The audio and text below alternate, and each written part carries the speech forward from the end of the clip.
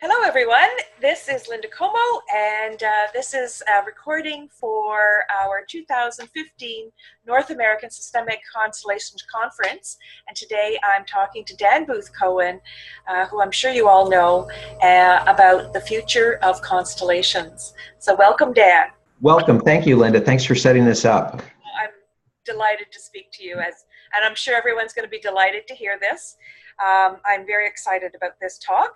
And so basically the question is, how long have you been doing constellations, and where do you see constellations evolving? Good. Well, thanks. So in a way, I've been doing or looking for constellations, for my whole adult life. I came into the work as a peace activist. I was working with conflict resolution and violence prevention, and I recognized that there was something missing, that there was a tool that we needed that didn't exist as far as I knew. And I went looking for it, and I found the family constellation process in 2001 after spending over a year just looking for the missing tool. So I found it. I trained Susie Tucker and Bert Hellinger, created a training in New York, which I participated in, and then I continued to get additional training beyond that. And then around 2003, I started my practice. I also got a PhD along the way in psychology. So I've been working with constellations for quite a long time. And since 2008, I gave up the day job that I had full time for like the last 7 years. I see, in terms of where constellations are going, I see this real divide. There's a conundrum, a kind of an internal paradox that we have in the North American community around where are constellations going. So on the one side of the paradox, I love the work more than ever. I'm doing it more. We're working with Emily Bolden. The two of us have merged our practices. We have an immersion program that we're doing, 9-month program. It's fantastic. We're doing work with couples, we do work with individuals, we do groups, we travel and do groups, we do little training intensives. All of it. I love it. It keeps getting better and better. That's the one side of the paradox. The other side of the paradox is that as great as constellations are, the number of people who actually receive a constellation in any given week in North America is so pitifully small. It wouldn't fill one city bus, I don't think. Still, people, even successful practitioners, are maybe doing a workshop a month. And so the evolution of constellations, as I see it, has to kind of solve that paradox. It has to be able to take the value, the beauty, potency, and possibility of the process and find a way to make it more accessible to people, that it becomes just much more available, that practitioners are able to work with people and sustain themselves, and that people think when they get into all of the problems of their lives that there's an awareness that the perspective is the best thing out there for solving problems, for helping people move forward in their lives in a positive way. So I'm actually all about finding ways to resolve that paradox. It's very exciting, isn't it? Mm-hmm. Yeah. Yeah, you can see it. It has me juiced. Yeah. Well, all of us constellators are juiced, but we're always having trouble describing it to people. So let's talk about maybe languaging and access. That's a very interesting area around the future also. Okay. So in terms of how, I'm aware of this problem, but I feel like, I'm one of the people who are, working on a viable solution. There's a lot of other practitioners and trainers and facilitators that are finding their own ways. I think it's really important to recognize that there's not one path forward, that I'm describing my path forward, but there's so many other possibilities. And it's important that we have a multitude of different solutions to this problem, not just one, but I'll describe mine. Right. So where my focus is in two ways. in one sense, even as I continue to do constellations, I'm really de-emphasizing that I do constellations in my practice. It's not about constellations, because the word constellations doesn't mean anything. When you explain what it is, people want it. They want it less when they know what it is than when they don't know what it is. And and basically people, they don't want like some new thing that they never heard of, that, sounds pretty weird. So the focus point is around what do people really need in their lives? So depression, anxiety, relationship difficulties, job difficulties. So it's about speaking to people about where they are in their lives, and that there is, as a practitioner, that there's a kind of therapeutic process. There's a process that we can enter into that will help you ease your depression, relax with your anxiety, have trust and confidence in yourself. And most importantly, it's not so much about working with people's problems as it is that there's a gap between where people are in their lives and where they want to be. And it's really about inspiring people to have a sense of what their purpose is, what their mission in life is, what their vision for their lives are, and moving forward and achieving that. And how we get there is that's how we get there. But it's speaking to people who are inspired to step beyond the limits and the borders of their circumstances, and really be able to find fulfillment in love, in work, and in family and community. So there's that. And then that's one part. Then the other part is I'm working with a framework of 3 dimensions of consciousness. Judith Hemming has taken the 3 dimensions of consciousness, and she calls it 5 levels. She goes to like 5 levels. So the 3 that I'm working with nest inside of her 5. She put 1 underneath and 1 above. And to make it 5, I love her 5. So now I'm started using her 5. It doesn't really matter. You can number them any way you want. There's nothing magical about it. But we're working with 3 dimensions. So ordinary consciousness, ancestral consciousness, and consciousness beyond human scale, which is a kind of spiritual consciousness. And people can relate to that. The big thing in terms of what I'm speaking about, in terms of what constellations are, is opening the heart as an organ of perception that can be in relationship with these other dimensions of consciousness, and especially ancestral consciousness. For me, the ancestors were real. That consciousness is not created by the brain. Consciousness is a phenomenon that's out there. It exists in the universe.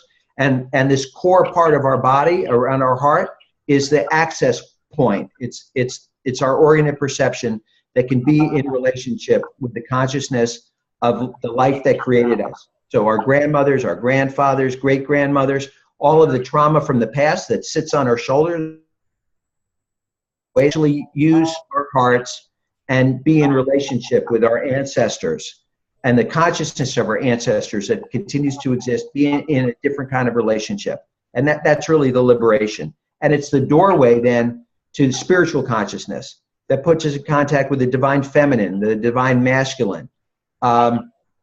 It allows us to be visionaries, to be creators, to have better orgasms, to be able to move forward in life with purpose, to kind of help humanity out of this existential crisis that we're in, to become an instrument of conscious evolution rather than a kind of a victim of these oppressive systems that we're part of. So that's where I'm moving forward. That is super exciting. Mm-hmm. So when we look at your heart, for example, actually I can't remember where. Oh yes, I went to a brain workshop, and the guy was talking that heart math has actually identified we have a brain within our heart. Absolutely. Yes. Mm-hmm. So as you're evolving your practice, and everyone is evolving their practice, where do you see the blend between what we're doing and creativity? there anything in particular? Well, I feel that the thing I'm most excited about in terms of what Emily and I are doing is our immersion program, because rather than doing Constellations as a one and done, the idea that there's a circle and there's a facilitator and people come sit in a chair and they set up their issue. I love that the process, and we're doing that in the immersion. But then people walk away, and then they then have to integrate everything on their own. There's no community that's created out of that. There's no ongoing support.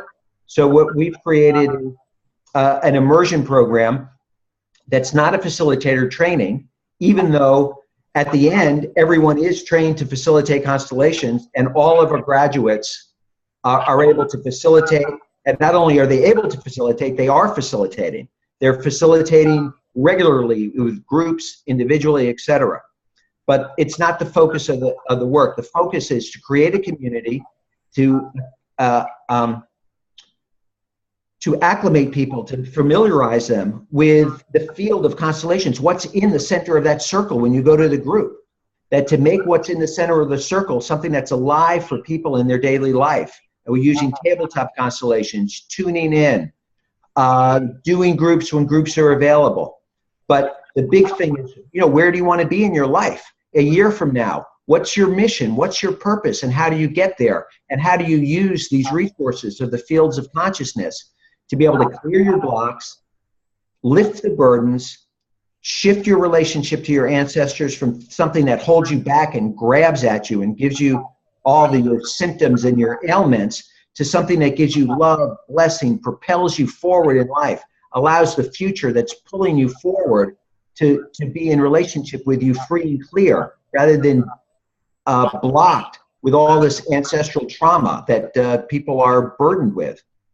So that's kind of the love that I have now. And we continue to do the groups and the individual work. People call up, we do individual sessions. We can do them in Skype and telephone. We do them in groups. We do them in our office. All of that. It's all great work.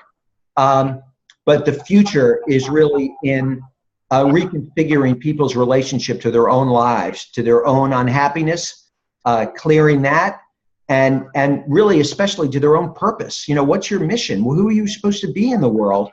And how do you move towards that free and clear from the nasty family that you came from, or whatever's behind you, be free of that and become part of the movement of, human evolution that is, has to deal with all these heavy issues that are, facing humanity. Become part of the solution.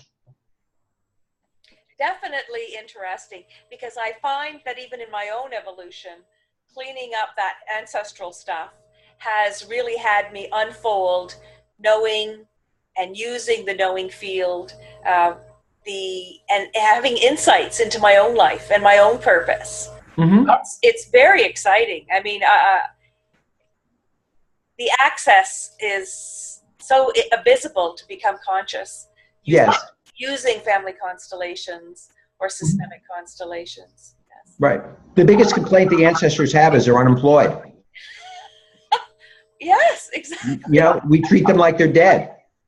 And it's a powerful resource. It's a very powerful resource that people have, is to re-enter, instead of being grieving and being like crushed by loss and pulled down into a black hole, to be able to continue to be in relationship and to use that resource for what it is. It's